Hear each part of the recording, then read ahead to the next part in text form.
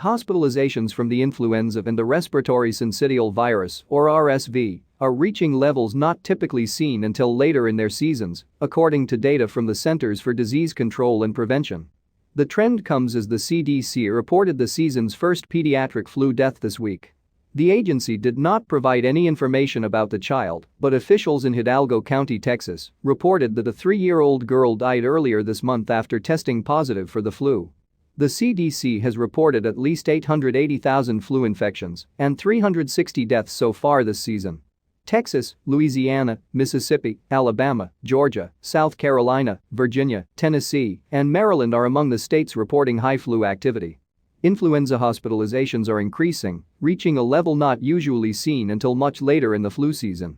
The CDC estimates that at least 6,900 people have been hospitalized with the flu so far this season, and more than 2,330 are currently hospitalized. That cumulative number of hospitalizations hasn't been recorded this early in the season going back over a decade, according to CDC. And on top of flu, RSV cases are also increasing.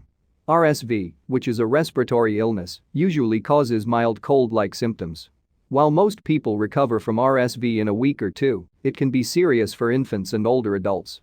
CDC surveillance has shown an increase in RSV detections and RSV-associated emergency department visits and hospitalizations in multiple U.S. regions, with some regions nearing seasonal peak levels, according to the agency. The typical peak for the season ranged from late December to mid-February, according to the CDC.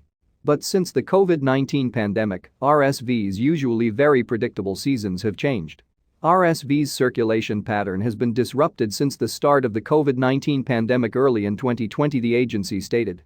White House COVID-19 response coordinator Ashish Jha this week said that 90% of kids typically end up getting RSV at least once by the time they are 2 years old. Because of the pandemic, some of the standard patterns have been disrupted, so we're seeing a lot of RSV at once.